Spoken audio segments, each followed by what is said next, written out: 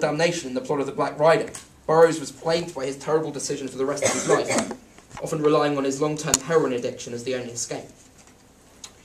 He wanted the bullet to serve as a metaphor for the temptation of substance abuse and the inability to control the destructive nature alcohol and narcotics can inflict on a human being. Apart from collaboration in the textual aspects of The Black Rider, there are also collaborative efforts in terms of musical accompaniment, as well as the directing of the play and the stage design. Waits, often described as a unique lyricist, composer and raconteur, wrote the music and lyrics for The Black Rider, with Burroughs contributing some poetry. Graham Cavaney, in his book Gentleman Junkie, The Life and Legacy of William S. Burroughs, describes the nature of the Burroughs-Waits collaboration as complementing each other with dramatic unease, like two inmates forced to share a cell.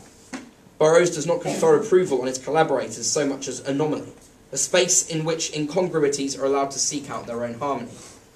It is this laissez-faire attitude that allowed artists who collaborated with Burroughs to retain their individual style and not assimilate under the umbrella of the common goal. Musically, we have tried, when I directed the show, I tried to work in a similar way to Burroughs and Waits, where the exploration of discord, unnatural rhythm, and musical expressionism took precedent over the finished product. When speaking to Nigel Richards about the project, he explained how Tom Waits would work with the orchestra every time the show was produced professionally, creating organic sounds and melodies different to any other production, ensuring the legacy of experimental collaboration. In fact, there is actually no libretto in existence or sheet music for the actual show, so it is completely new every time it's done. Waits sums this up in his own inimitable style. He says, the thing about theatre is it's like putting a child in the living room and coming back 5 minutes later expecting to find it in the same spot.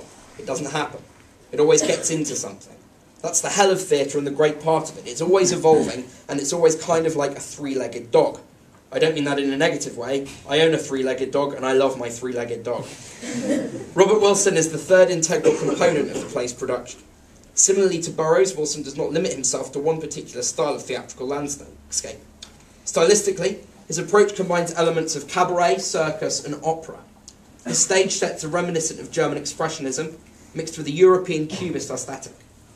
By his own description, primarily a fine artist who works in theatre, his drawings, paintings, and sculptures are shown in museums and gallery exhibitions around the world. Wilson's complex career is a direct expression of his manifold talents. He is a director, scenic and lighting designer, painter, sculptor, architect, video artist, performer, choreographer, and in his own theatre productions, usually all of them at the same time. Labelled as a one-man campaign to keep Wagner's dream of Gesamtkunstwerk alive, Wilson has crossed and recrossed the boundaries that once separated the visual, musical, and dramatic arts with an incredible fluidity and clarity of purpose. His influence can be seen not just in theatre, but in almost all art forms. In fact, American painter Norman Rockwell says this of Wilson: the term theatre artist almost seems to have been coined for him. It defines a director designer so powerful that his vision overshadows all else on stage. Wilson has commented that the world is a library, indicating that ideas for the wealth of images he creates on stage come to him from sources as diverse as his window, his travels, his collaborators, his history, his memories, and even his fantasies. Wilson's shows are by turns unexpected, original, and electronically charged with personal rather than objective meaning. Wilson says, I never understand how one can just be a director. Because being a director, you have to know something about lights, about dress, about makeup. You have to know something about a chair, about architecture, about music, literature, and history, so that one thing leads to another. It's all part of one concern. What resonates with me in terms of Wilson's artistic vision for The Black Rider, and theatre in general, is his unrelenting belief in the synthesis of performative and fine art. When asked about how an audience should approach his work, Wilson says, go to the theatre as you would to a museum, as you look at a painting. Appreciate the colour of the apple, the line of the dress, the glow of the light, the feelings they all evoke. Listen to the pictures. At the premiere of the play in Hamburg, there was a 23-minute standing ovation.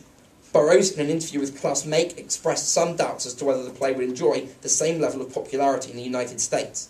Indeed, in America it has received mixed reviews and opinions. Paul Griffiths, for instance, writing a review of the play for The New Yorker in January of 1994, believed The Black Rider to be a disappointment. He said, Burroughs is not the right person to rewrite the tale of a young man tricked by the devil. The graze and grizzle of Mr. Waits' music is all too familiar.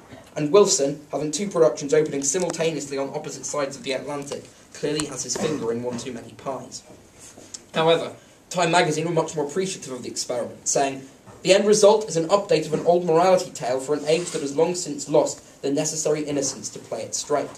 The stylization is part and parcel of a perspective that recognises the difficulty of separating good and evil in a world in which straitjacketing convention has all but banished the authentic.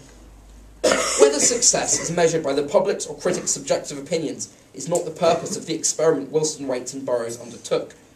In the same way as Artaud and Wagner felt alienated by the safety of collective theatrical decorum, these three collaborators have tried to shatter modern-day preconceptions by, as Artaud suggested, creating a unique language lying halfway between thought and gesture.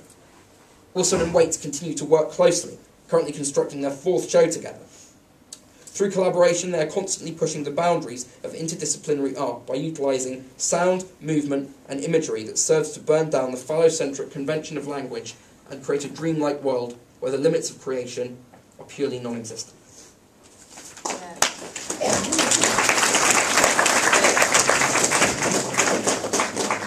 Yeah, and we wonder how we're going to do that in class. We'll figure it out as we go along. The one thing we will not have is Robert Wilson's tremendous architecture and his set. I think the emphasis there, we're not done yet, I'm going to keep you here till 7, I'm sorry. I think the emphasis there, why I like Robert Wilson for this, is because he is an artist. He is multidisciplined. He has got, actually out in America, a studio where as students you can go and create work. And I think it's really vital, and I really like that point that Dave was talking about, this whole idea is, as a theatre director, why would you not go? You must go to art galleries. Yeah? Go to the theatre with the same appreciation that you would go and look at the Gerhard Richters or the Rothkos and the Tate Modern. The same appreciation that you see when you see that beautiful vintage dress in that really expensive shop in Bath. Yeah? Or when the light falls beautifully across the field as you're walking down here. Approach the theatre in the same way. Because theatre directors are not just theatre directors, they are artists. It's why I chose Katie Mitchell this term. Katie Mitchell, an incredibly inspiring woman, is the current Associate Director of the National Theatre. And Katie Mitchell was an installation artist. She started in performance art and installation art. She still does some of it. She did an installation performance at the V&A a little while ago that was kind of, that was all video projected, video-based. This is selfish of me, and it's incredibly shallow. I did not put Katie Mitchell onto this course because of the way that she approaches work with actors. It's deeply psychoanalytical. She's very Stanislavskian in her approach. And, you know, you will read this phrase a lot, she polarises people. You either love her or you hate her. Critics, audiences, actors. And actors, Sita has actually worked with her, so people in Sita's group, you can ask her about this. There have been many interviews with actors, and did you all read the independent interview that I popped to Minerva for you? Who say that working with her is incredibly painful, because it's almost therapy in her psychoanalytical approach. To be honest, it's not really that I'm bothered by. And this is very shallow. What I'm bothered by with Katie Mitchell is what it looks like. Because I would argue that as a contemporary theatre director, Katie Mitchell's plays look unlike any others.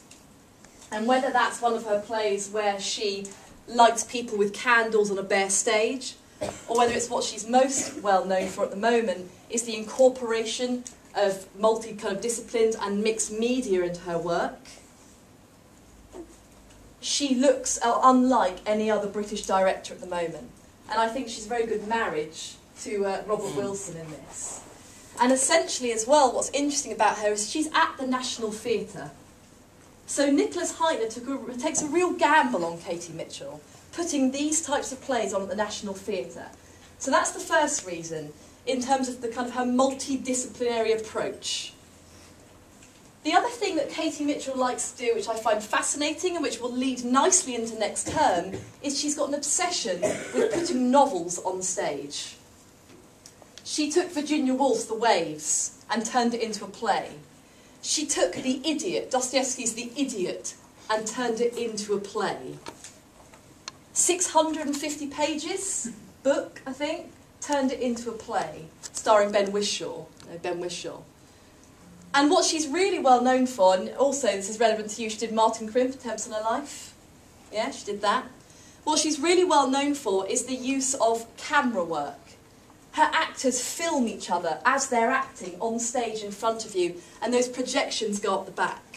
And you can see it all happening. So you've got the live action on stage, you've got the filming, you've got all these different things happening, which really relates back to her installation kind of art background. The best thing that you can do with Katie Mitchell is watch it. The reason why I've put her on here is I think no matter what she creates, and some people would disagree, I think no matter what she creates, her work is incredibly beautiful.